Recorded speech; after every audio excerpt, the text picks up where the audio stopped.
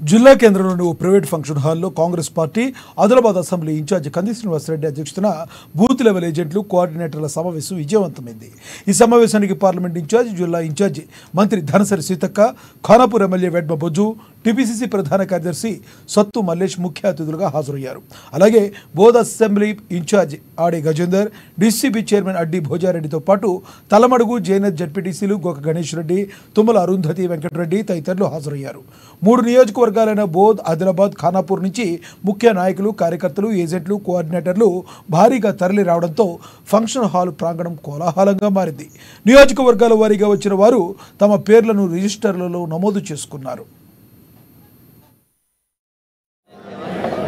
Ini